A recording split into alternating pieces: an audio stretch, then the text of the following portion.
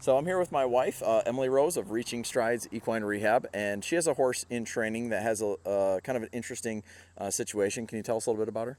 So earlier this summer, this horse stepped on an old nail. It was treated by the vet. Everything's a-okay, but because of the pain, she needed hind shoes. Well, that tissue has been healing. She's continued to need shoes. Like while she's in training, she's good to go for riding, but just needs hind shoes. And she's learned to be pretty naughty with the hind shoes. Like probably the first time it hurt, but now really it shouldn't be painful, but I don't want to change the shoeing while she's in training and planning to go show. So she's learned to rip the foot out of your hand when they go to pull shoes off or when they go to nail. And it's pretty dangerous. And the owner told me she needed to be sedated for it. And so I've seen it firsthand. I had to sedate her with what I had available just under the tongue. And even with the sedation, she was pretty difficult. Yeah, so she's not in any pain now, but when those shoes were getting put on while she was in pain, she had a very strong association with the pounding on it. And this is really important to fix. Yes, we can sedate her, but it sounds like she was still quite a challenge for the farrier, even while sedated. Mm-hmm. Yeah.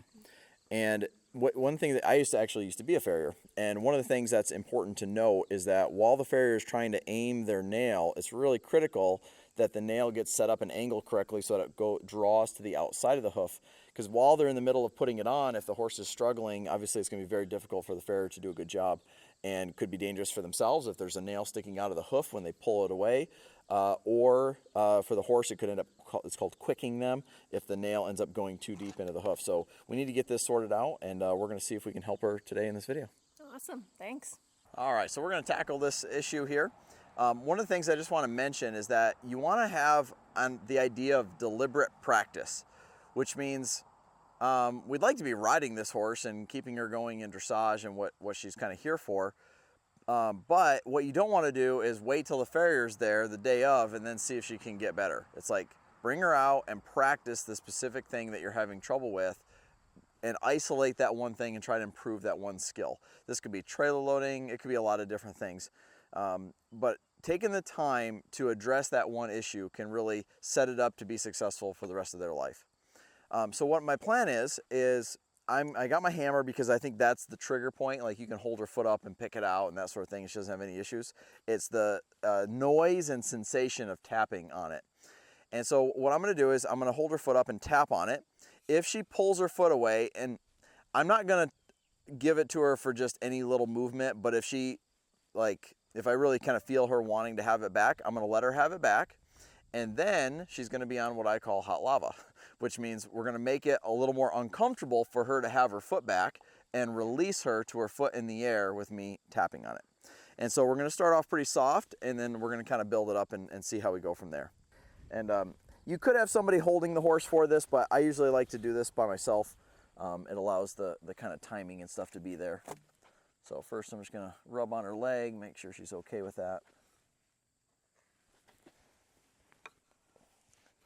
That's a big old leg. So already got a little bit of resistance there.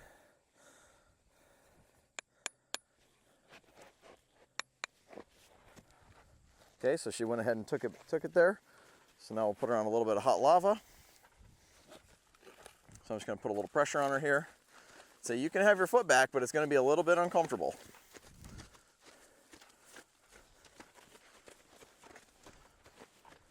Now, ideally, I would quit right there when she wanted to stop. That's when I would quit doing what I'm doing. So there's a timing element to this. It's not just as simple as when they pull their foot away, make it uncomfortable. There's an extra timing element of release her. Now watch, I go back to being really slow and just kind of petting on this leg. And I just really want her to feel that difference between the two.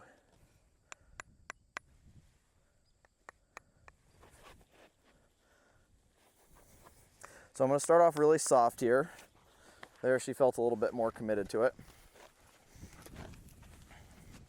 Again, put a little pressure here.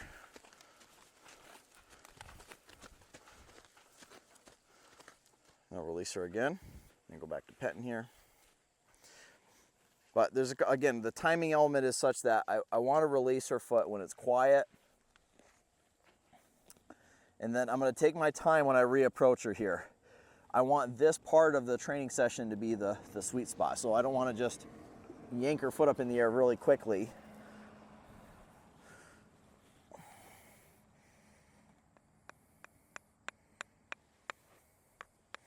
So I'm just going to tap really lightly. There, she got pretty committed to taking it away. So lather, rinse, repeat.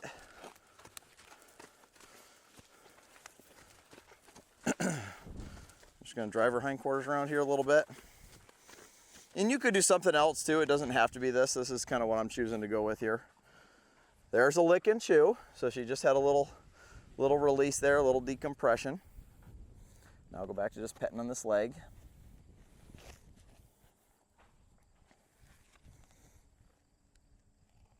Hey, are you guys enjoying watching this video?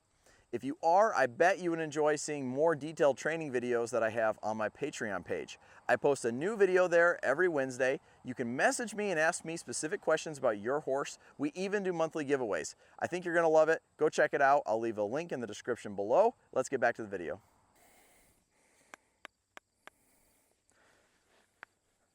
Again, she's kind of anticipating pain when she feels that.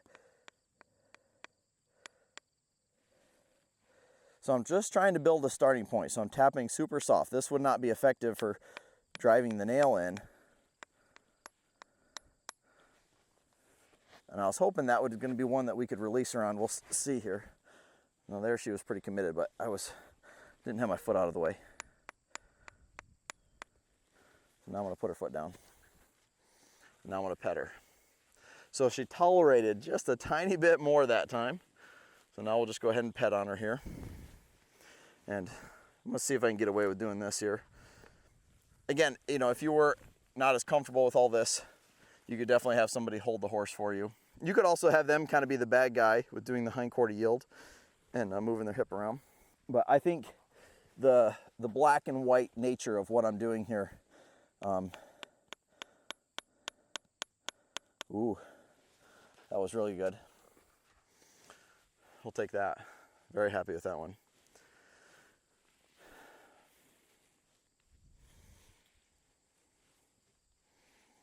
So now I'm going to switch sides of the foot. I'm not going to increase the pressure. I'm just going to switch sides and see if that makes a difference to her.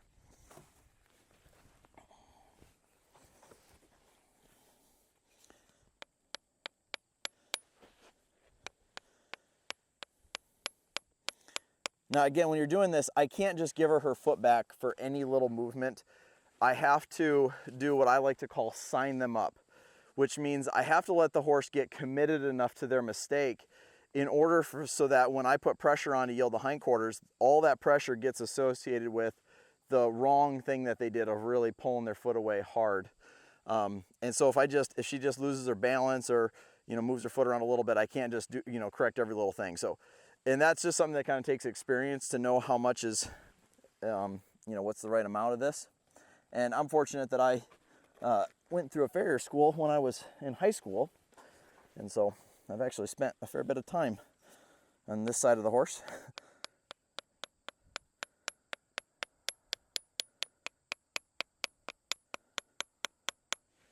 Wow, super happy with that. Really good. So now this time I'm going to do enough that theoretically it would actually drive the nail in. I'm not going to be touching the nails, but so I'm going to increase the pressure a little bit here. So usually the farrier will start off soft.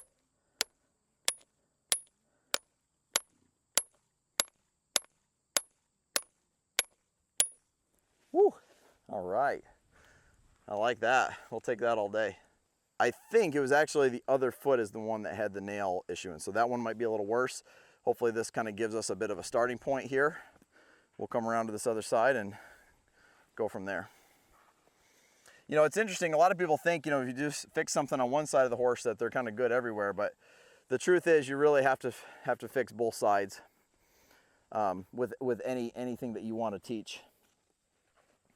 So I like that she's kind of offering me her foot here. This is good. We'll take it.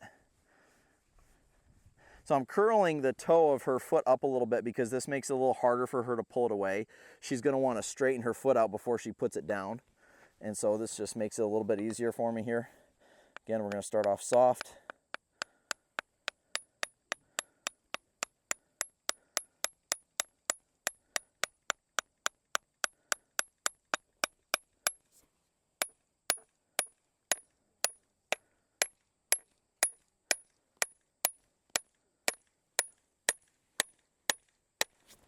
So I kept tapping, I kind of signed her up because I wanted kind of an opportunity to reinforce this a little bit.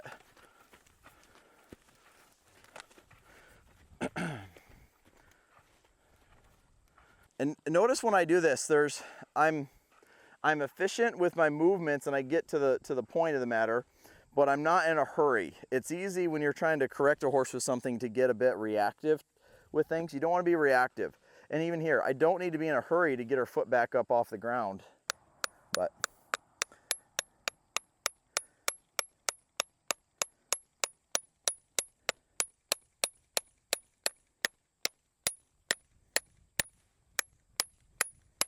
wow, super happy with that.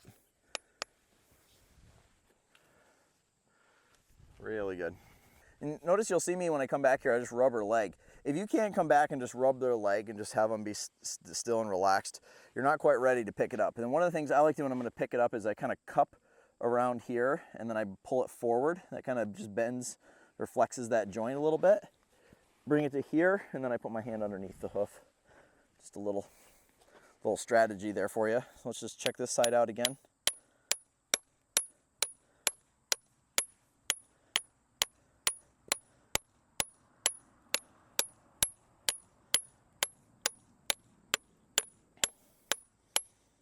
Really happy with that. That was just great.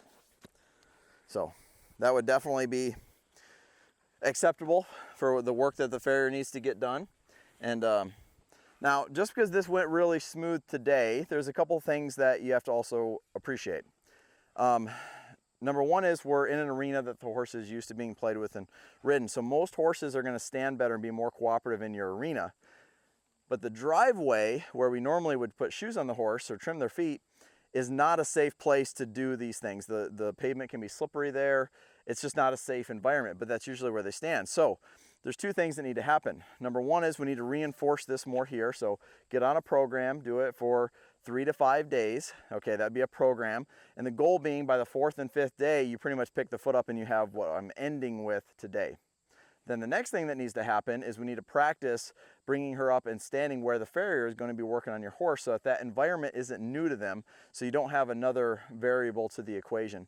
And so we're going to do this a few more days in here, and then we'll go ahead and try it kind of up at the hitching rail there where we did the interview at the beginning of this video. And so when we put all that together, I think we're going to have a horse that will not need to be sedated next time the farrier comes to work on. So pretty quick and efficient fix here, but this will make this a lot safer for her, a lot safer for the farrier. So thank you guys for tuning in, and we'll see you on the next one.